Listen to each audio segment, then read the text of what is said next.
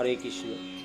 আজকে আমরা পাঠ করব অবতার কথন দ্বারা ভগবানের চরিত্র বর্ণন।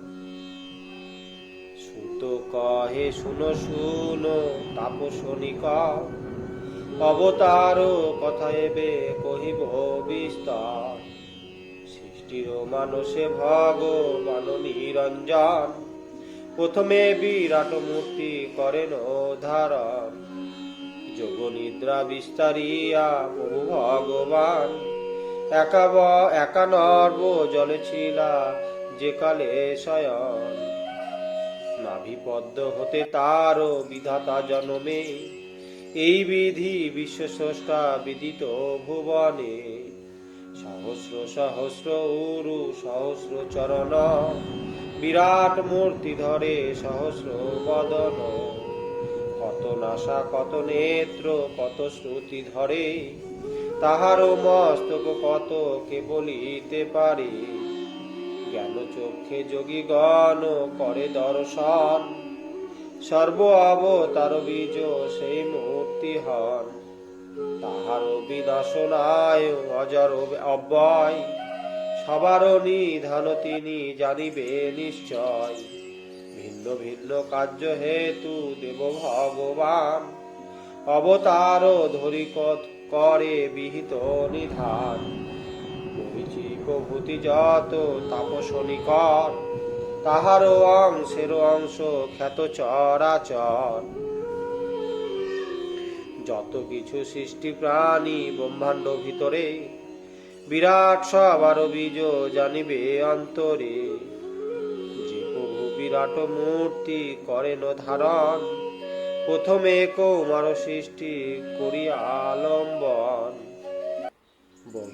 ব্রাহ্মণ হইয়া তপ করেন দুষ্কর, এই তিন প্রথম মূর্তি খ্যাত চরাচর।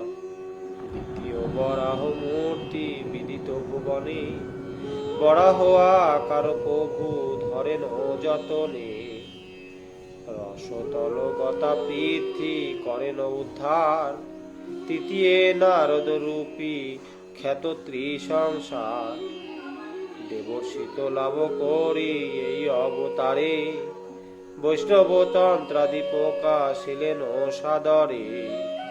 নর নারায়ণ ঋষি হয়ে তার পর, করেন কঠের তপ দেব দুষ্কর। চতুর্থাবতার এই বিদিত ভুবন, ধর্মপত্নী গর্ভে প্রভু ধরেন জনম। পঞ্চমে কপিল নামে সিদ্ধ অধিপতি, প্রকাশেন সাংখ্যশাস্ত্র সুবিমল অতি। দত্তাত্রেয় রূপে জন্ম ষষ্ঠ অবতারে, অত্রির তনয় রূপে বিদিত সংসারে। মম পুত্র হও বলি অত্রি ঋষিবর, প্রার্থনা করেন সে বিভুর গোচর। সেহেতু পুত্রত্ব লাভ করেন তাহার, এই হেতু হয় দত্তাত্রেয় অবতার। প্রহ্লাদি ভক্তগণে এই অবতারে, আত্মবিদ্যা উপদেশ দেন সমাদরে। সপ্তমে স্ত্রী যজ্ঞ নামে হন সুবিদিত, আকুতি উদরে জন্ম আছে নিরূপিত। রুচির রসে হয় যজ্ঞের উদয়, যাম নামে দেবগণ তার পুত্র হয়। স্বয়ংভুব মনন্তর করেন পালন, সপ্তমাবতার কথা করেন কীর্তন। অগ্নিধ্রু পুত্রের পত্নী মেরু দেবী যিনি, অষ্টমে তাহার গর্ভে জন্মে চিন্তামণি। এই অবতারে খ্যাত ঋষভ নামেতে, পরমহংসের রীতি প্রকাশে জগতে। পৃথুরাজ রূপে জন্ম করিয়া ধারণ, নবমেতে খ্যাত হন দেবনারায়ণ। পৃথ্বী হতে ঔষধাদি এই অবতারে, দোহেন করেন পৃথু খ্যাত চরাচরে। দশমে মৎস্যের রূপ করিয়া ধারণ, বৈবস্বত মনুদেব করেন রক্ষণ। একাদশে কূর্মরূপ প্রকাশ্য জগতে, মন্দর গিরিরে প্রভু ধরেন পৃষ্ঠেতে, সাগর মন্থন করে দেব দৈত্যগণ, অমৃত তাহাতে উঠে জানে সর্বজন। দ্বাদশ ত্রয়োদশ দুই অবতারে, প্রকাশ হইয়া ধনন্তরীর আকারে, করেতে অমৃত পাত্র করে আহরণ, মোহিনীয়া কারো পরে করেন ধারণ। দৈত্যগণে মুগ্ধ করি প্রভু ভগবান, দেবগণে সে অমৃত করেন প্রদান। চতুর্দশে নরসিংহ রূপ ধরি হরি, হিরণ্যকশিপু দৈত্যে উরু করি মারি, ধরার দুর্বহ ভারে করেন উদ্ধার, বামন রূপেতে পরে হন অবতার। পঞ্চদশে এই রূপে হইয়া বামন, বলিরাজে সর্বসুখে করেন বঞ্চন।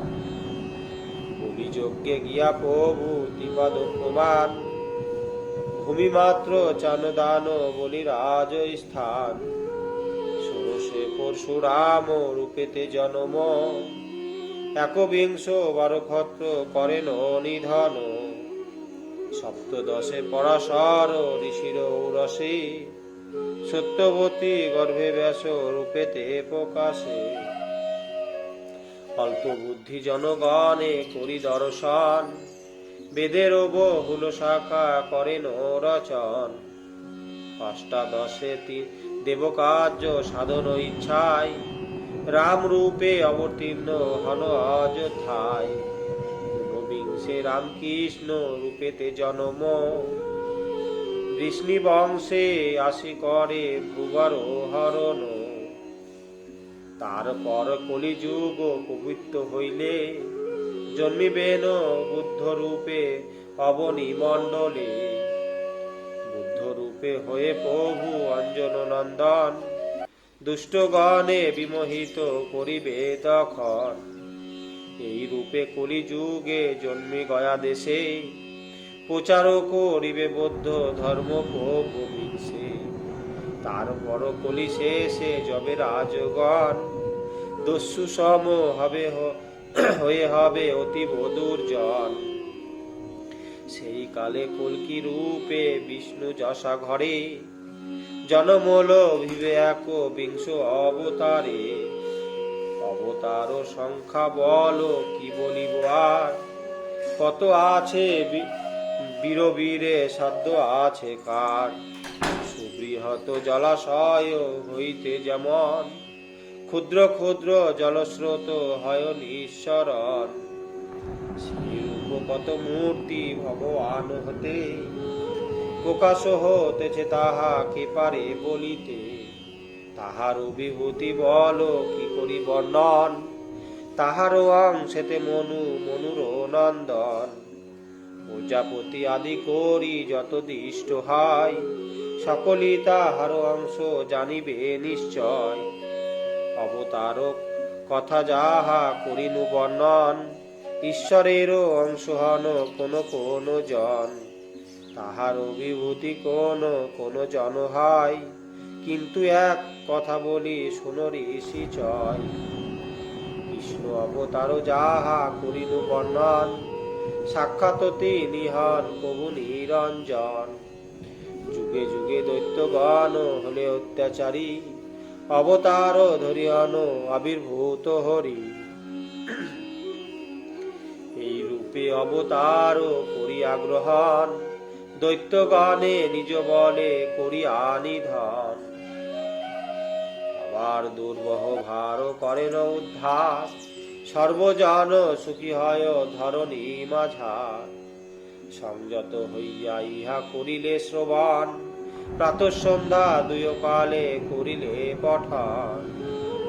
সংসার হইতে তার হয় পরিত্রাণ, দুঃখের পাথারে নাহি হয় ভাসমান। বস্তুত অরূপ জীব শাস্ত্রের বিচার, জ্ঞান মাত্র জানিবে গো স্বরূপ তাহার।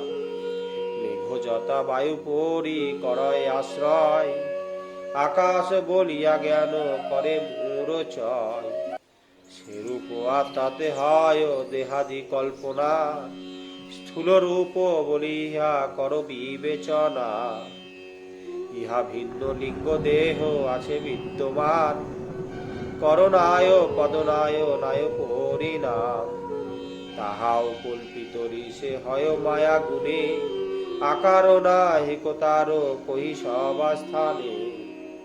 জীব বলি তাহারে করয় কল্পনা, এই সব বিচারিয়া করো আলোচনা। ব্রহ্মের স্বরূপ জীব জানিবে অন্তরে, নিরাকার হান ব্রহ্ম কহিনু সবারে। ঐশ্বরী মায়ার সবে হয় উপরাম, ব্রহ্মের স্বরূপ প্রাপ্তি ঘটিবে তখন। কপটতা পরিহার করি ভক্তজন, ব্রহ্মপাদ পদ্ম সেবা করি অনুক্ষণ। তাহার পরম তত্ত্বে হন জ্ঞানবান, নাহিক সন্দেহ হইতে কহিত অবস্থান। ধন্য ধন্য তোমরা হে ঋষিগণ, পরম পবিত্র প্রশ্ন করেছ যখন। করিতেছি ভাগবত পুরাণ বর্ণন, বেদের সাদৃশ্য ইহা হে ঋষিগণ। ইহাতে বর্ণিত আছে কৃষ্ণের চরিত, মঙ্গল নিদান শাস্ত্র ব্যাসের রচিত। বেদ ইতিহাস সার সংগ্রহ করিয়া, বেদে ব্যাস সুখদেব দেন শিখাইয়া। অনশনে প্রাণ ত্যাগ করা আরো কারণ, গঙ্গা তীরে পরীক্ষিত করিলে গমন।